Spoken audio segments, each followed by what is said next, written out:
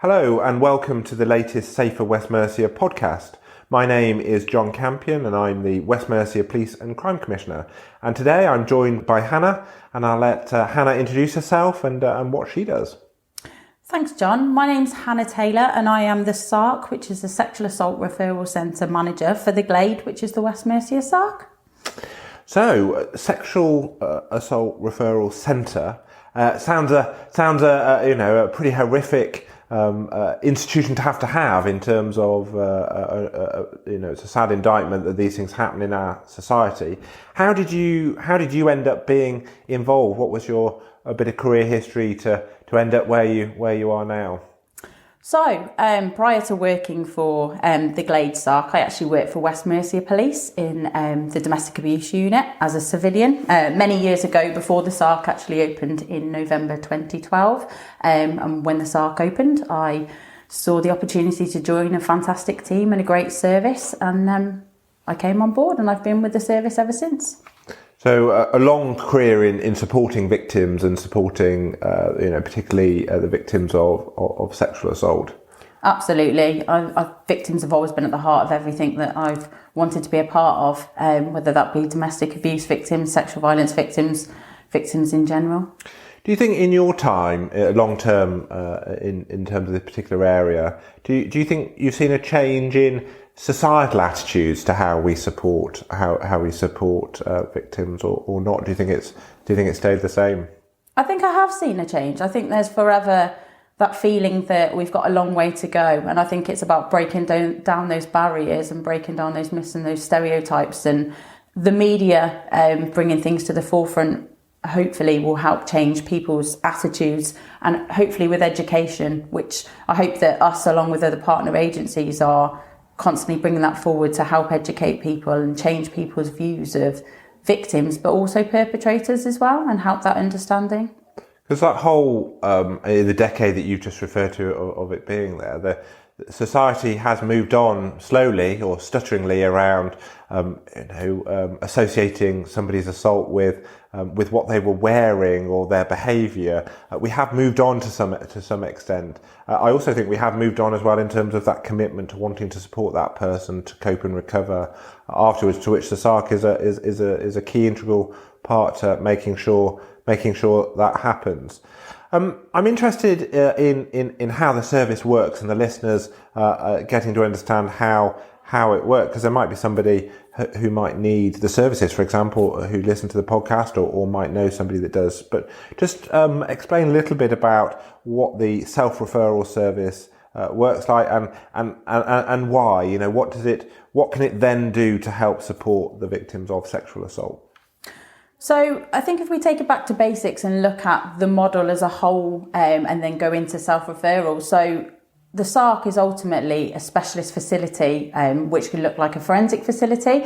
It could be a facility for offering information, emotional support to people, and that can be anybody who's been assaulted recently or non-recently as well. We have the two sites that are based within West Mercia, one within Brantford in Worcestershire and the other within Wellington in Telford. And ultimately, people can access our service either as part of a police response if they report a rape or a sexual assault to the police and it's appropriate for a medical examination to take place, or as a self-referral. So those may be the people who don't want to report to the police, aren't sure whether they can report to the police or should report to the police. And ultimately, it gives the people with the self-referral service, it gives people the option that they didn't have just over 9 years ago when we opened. Prior to the SARC opening, the option was either people reported to the police and had a medical examination, or maybe they didn't tell anybody about it, or maybe they sought support through another channel, but they didn't have one facility that could pull all of that together. So vitally, with that self-referral service, people can come to us for an examination if it's something that's happened recently. We can store and gather forensic evidence for them for a period of time, which allows them time to think about their options. Do they want to report to the police? Would they like support in place to be able to help them look at that option? Do they want to just explore their options, and maybe they want us to put things in place for them in terms of follow-up that might help support them further? Equally, we have people, the SARC is not just for people who've been assaulted recently. We have people who've contacted us who ultimately they may have been assaulted months, years, multiple years ago, and they don't know their options. Or we've had people come to us and ultimately they were assaulted maybe 10, 20 years ago, and they don't think that reporting to the police is an option. And it's not until they speak to somebody specialist within our service that they have the information ultimately to know that it's not all about forensics. There are other things that if they wanted to report, we can help with that. And we can discuss their options. And the very main thing with the self-referral and with the police option is that the ball is always in the victim's court. We're there to give the victim power and control back. Because that's a key part of all of this, isn't it? In terms of by engaging with the service, there's no information passed straight to the police. The power, quite rightly, remains with the individual, and indeed that process of re-empowerment around ultimately supporting whatever they want, and I've heard very strongly within what you've just said, it might be about them support so that they can ultimately get what they want, but they might not know what they want right at the beginning, because luckily it's very few of us are ever involved in any situation like that, and a very alien environment, and knows what's possible and indeed what could happen. In terms of the volume, it's not huge numbers, is it? It's not huge numbers that come through the front door.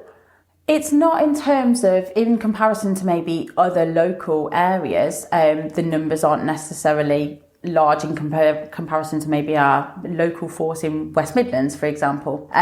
However, we recognise that whenever we have a quiet spell during our service, that doesn't mean that people aren't being assaulted. It doesn't mean that it's not happening, which can be some people's common misperception. Ultimately, they think if people aren't using our service, then people aren't being assaulted. But it's also about us being able to tell people we are here for them. We will be led by them. We're here even if they want to just find out what their options are, and for us to give them that information for them to go away and make their own decision. Because it's sexual abuse and sexual violence awareness week, and I think that's a key bit. I've heard around the service being there, and I don't think. Well, we know it's a sad fact in our society, whether it be domestic abuse or sexual violence, or sexual violence within a domestic abuse setting. The likelihood of it being reported, unfortunately, it isn't always very, very high.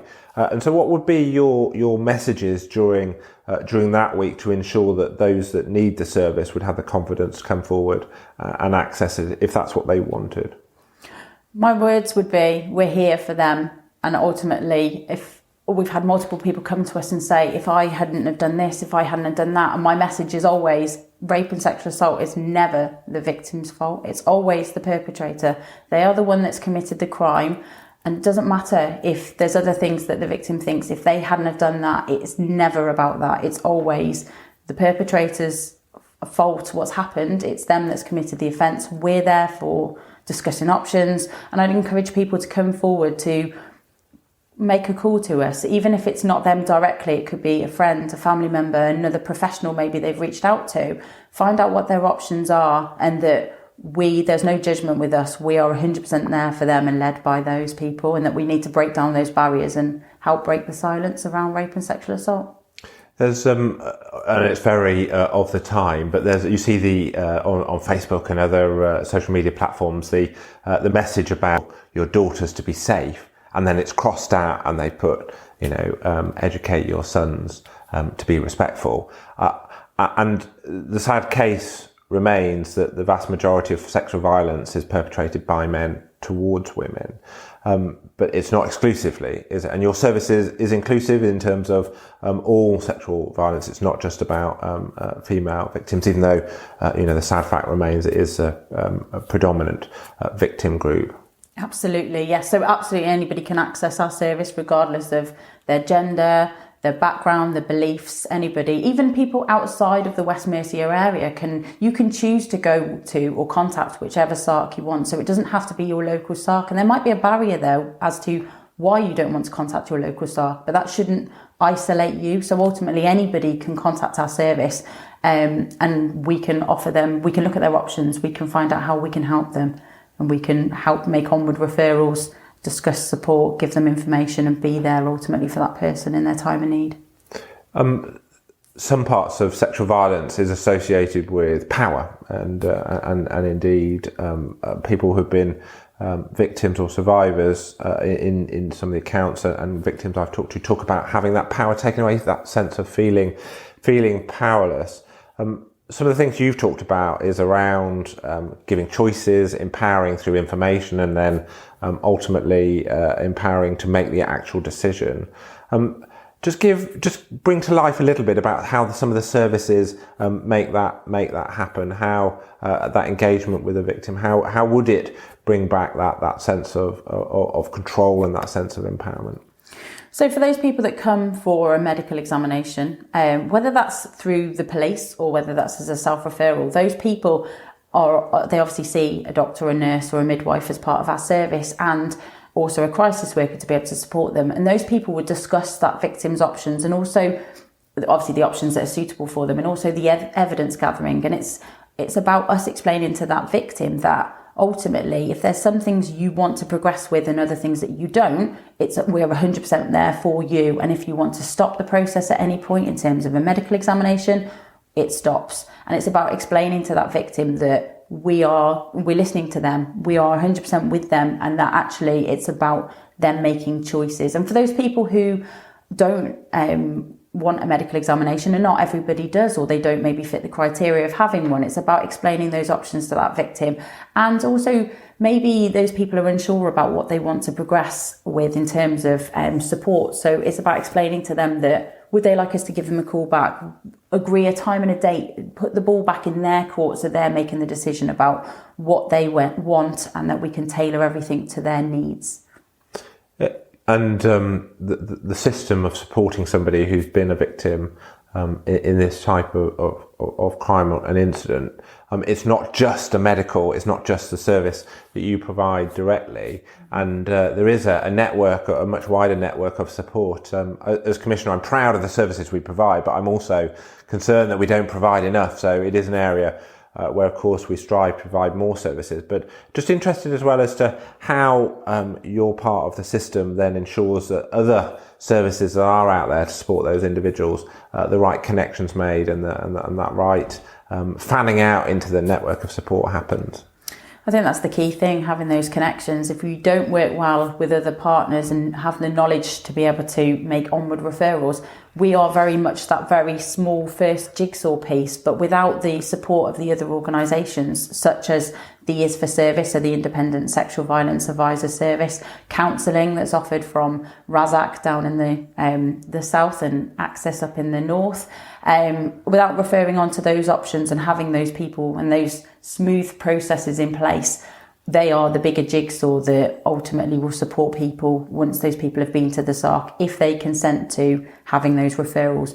We'll also make onward referrals to places like sexual health, so smoothing that pathway for somebody to be able to go to sexual health, not have to wait in a waiting room, and be asked the right questions. So we'll information share with those people, and we'll also work with people such as GP practices, domestic abuse services, mental health services, and also safeguarding as well. So it's about having that joined up approach so that we are all working together for that victim and their needs. We've seen quite extraordinary scenes over the last couple of years with the pandemic, and very much a health emergency to which the NHS and health services have had an incredibly tough time through. Have you seen the impact of COVID on your particular area of work, and have you still been able to provide that support through the last couple of years? Absolutely. I think everybody's seen the impact of COVID, and it's been an interesting time where at the very beginning of the pandemic, our numbers dropped massively. And there's that worry about how can we increase people coming forward, because it's still going to be happening. It's just about raising that awareness that we're still there. There's still that continuity of our service. And throughout the pandemic, our service has been open 24 hours a day, like it has been for the rest of the time. We've obviously been able to manage where COVID has impacted the service in terms of staff, because without our amazing staff and our team that we have within the Glade, we wouldn't be able to offer the service that we do today. So it's about having those resources and those people that are supporting the service to ensure that we maintain it. And we have seen the figures increase. Sadly, we've also seen the level of violence as part of assaults as well also increase during the pandemic. And so it's very important for us to make sure that we're supporting our staff as well to be able to deliver that best service for the victims that are coming forward to us. But yeah, we're doing everything we can. It's been really hard that we've not been able to go out physically over the last 2 years as much as we normally would do to try and raise awareness of the service. However, it's been really important that we still continue to raise that profile in any way that we can, because rape and sexual assault, as you can appreciate, it's not in people's comfort zone around wanting to know necessarily about our service. So if you can raise all the awareness you want, but unfortunately it's not until maybe somebody's been placed in a position where they need our service that maybe that person turns to online or goes to their GP or sexual health to find out, what do I do? So ultimately people don't necessarily know about us. So we're forever trying to increase that awareness around the service and get people to reach out. Because you've hit on a key point for me around awareness. Somebody doesn't know they need the service until it's happened more often than not. And I know our awareness, say somebody who's been a multiple victim, say in a domestic setting, but that one-off serious sexual assault is a once in a lifetime incident, isn't it? Potentially, and you don't equip yourself often in life for those events, do you? It's not something you prepare for because you don't think it's going to happen, and that easy access to information, I've heard loud and clear, is really important. And I know, and we'll put the links to the websites on the with the podcast, because I think that being able to self-serve information really important is part of that empowerment. So I, as Commissioner, not only act as a governance of the police, I also provide support for victims and crime prevention. If you were me for a day, what would be your first priority? What would be the first things that you would want to do? I'm probably going to look to say that I would be focusing on looking at the sexual violence services we have in the north of the force, ultimately, maybe around the SARC, to look at what can we do to look at those services and ultimately maybe do a bit of work around that. I'd also love to have at my fingertips your open book to all the people that I could potentially reach out to. I think that would be, obviously if I was to be the PCC for a day and then return back to my SARC management role, I would absolutely love to have all of your contacts at my fingertips. So I'd definitely utilise that as well. So for me, I get from that is how we utilise the network or the influence I get from my office to be able to further, because I think that's a key bit, is that we're all joined up for the same intent, aren't we? But we're not always as joined up as we could be. And I know my commissioning team work closely with you guys, and using our influence for greater good, I think, is a really nice aspiration if you were mine for the day. So when you were PCC for the day, if you'd also have a look at my emails, I'd be grateful as well, because there's a pretty high volume in there.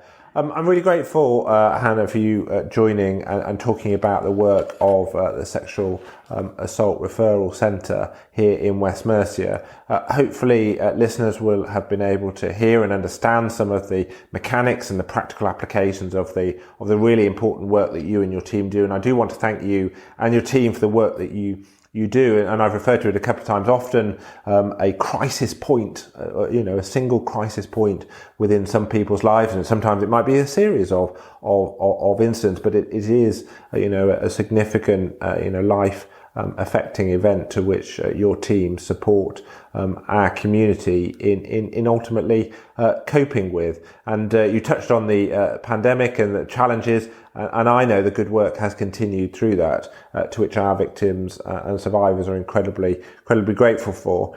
There will be some people listening to this podcast who might have been affected by the issues that we've been talking about, or might know somebody who's been affected. There is more information around victim services, both on my website, West Mercia PCC, but also on the West Mercia Police website. And ultimately we will provide all those details within the description of this podcast. But as you've heard loud and clear from Hannah and from others, it might feel impossible, it might feel helpless, but there is always help out there. and that bravery to step forward and seeking that help, whether it be directly to the police or anonymously, or indeed self-referrals into some of our victim services. There is always help out there, and we can always help in some way. I'd like to thank those for listening today to this podcast. I'd like to thank Hannah for joining me today. Thank you, John. And I'd like to just remind all listeners that and beneath this podcast we'll provide the links to the services that we have referred to.